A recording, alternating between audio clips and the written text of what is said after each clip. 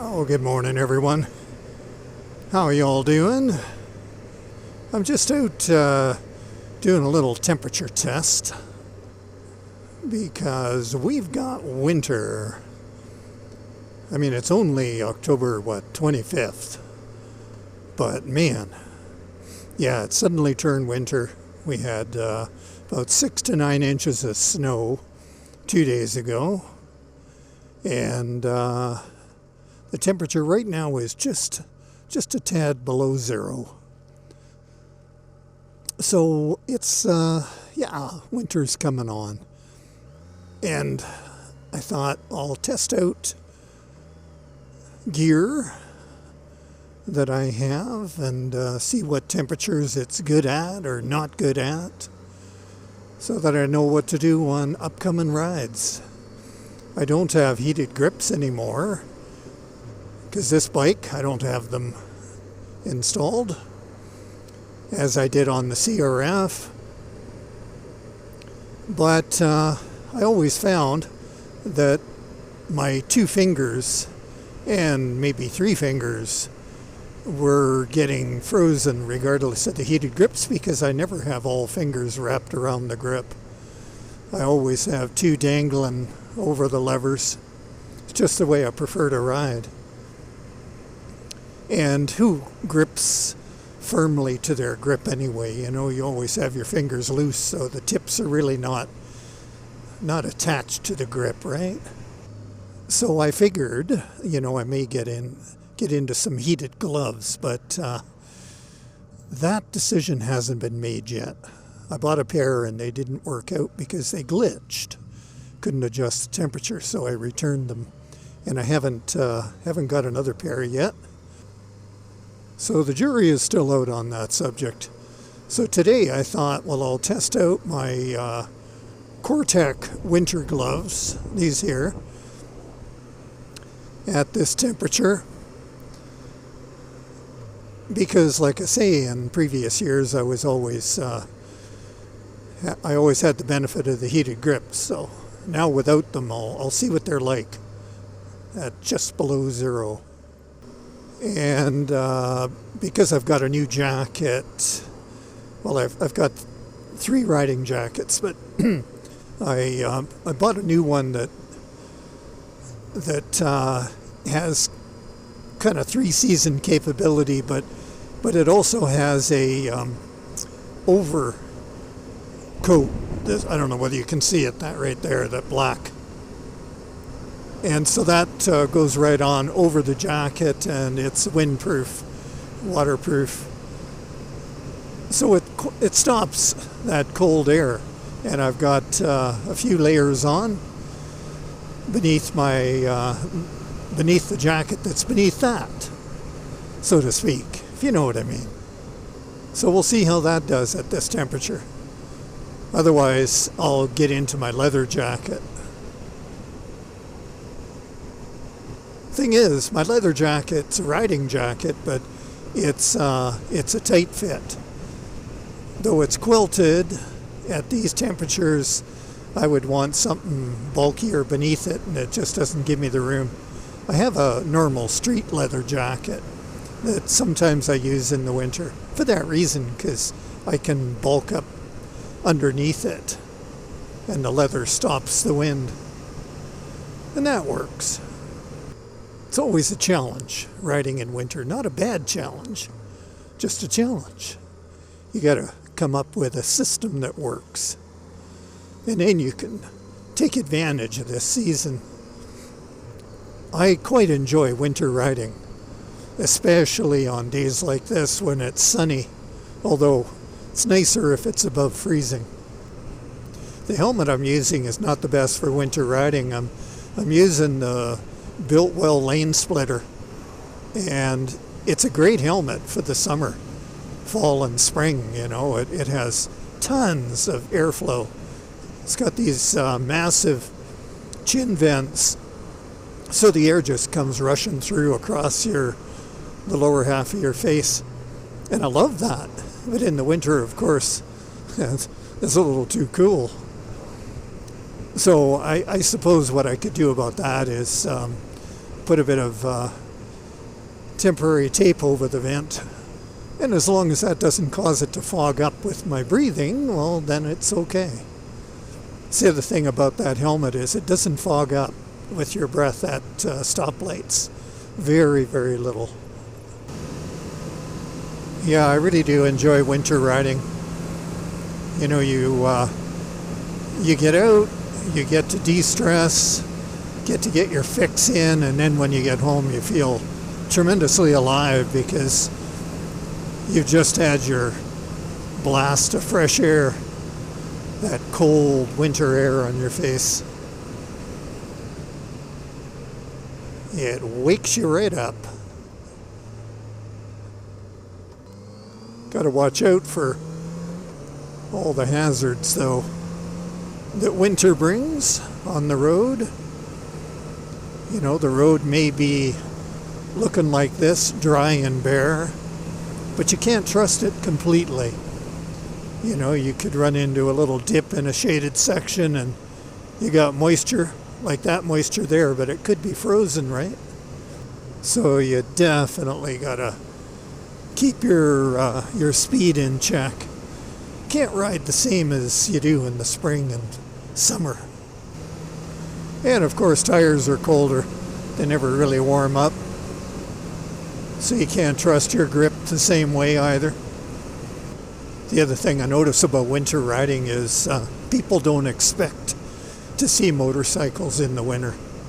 I mean, we're invisible enough at the best of seasons, but in the winter, now you're a bit of a surprise. So the car drivers are just looking for anything a car size or larger. So you got to be doubly on your toes. And then, of course, there's the sand that they put down, going into the corners, suddenly encountering sand. But it's all good practice, right? Always be on high alert. And in winter, yeah, you get a lot of practice at that. So I haven't been riding that long, but I feel my fingertips are freezing up now. All my fingertips, not just the ones that are dangling on the perches or on the levers. You know, sometimes if I can find a way to warm them up, you know, maybe stop and then get the blood into them and warm them up, then they're a lot better from there on. I used to do that when skiing. I loved cross-country skiing, and for the first couple hundred yards or half mile or whatever, maybe a mile, it was pretty cold and my fingers would really freeze, start to go solid almost, you know. It happens quick for me. And then I would stop and I would kind of swing my arms about, kind of down below me, bend over and do that. And then I could feel the blood go to the tips, and then it would warm up, and then it was good for the rest of the day. You know, even if it was like minus 10, minus 15, I'd be good. Of course, when you're cross-country skiing, you're generating a lot of heat. When you're riding, you're not, eh? But you're getting all that wind. Man, if it was 3 degrees warmer, this would be a perfect day. It's a little cold right now, but nice to ride, that's for sure. Okay, I'm stopping here for a moment, and I'm going to look silly on the side of the road waving my arms about, and people are going to wonder, what's that guy doing? But I can feel the blood going to my fingertips, and they are warming up. So we'll see if I can get them to that point where they stay warm. Yeah, they're all sitting in their cozy cars thinking, fool, out in a motorcycle. Serves you right. They don't understand though, do they? Well, it's been a couple minutes, and so far feeling okay. If these gloves were a little bit bigger size, I would wear liners. I had a pair of liners and I can't find them. But if you squeeze the liners in there and they're too tight, then it kind of defeats the object of insulation. So it helps to get winter gloves that are a little on the large side. Well, I won't stay out too long, I don't think. Make it a rather short ride. But yeah, sure is good to get out. Love it. I don't know what I'd do if I couldn't ride at any time during the winter. Well, I suppose I'd cope, but I wouldn't enjoy having to cope.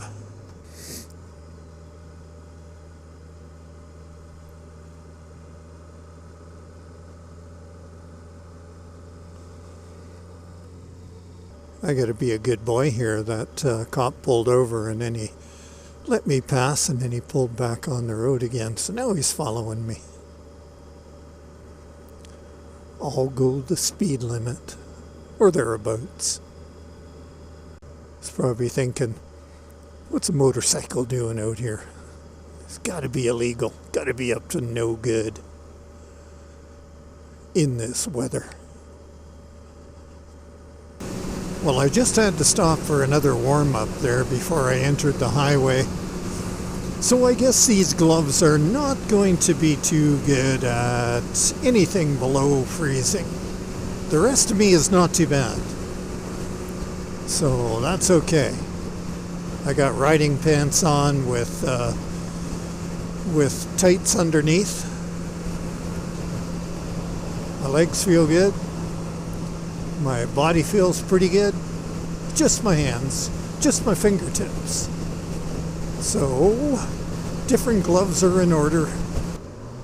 So as far as the heated gloves go, I'm trying to keep the cost down. I really can't afford gloves over $200 if I can help it.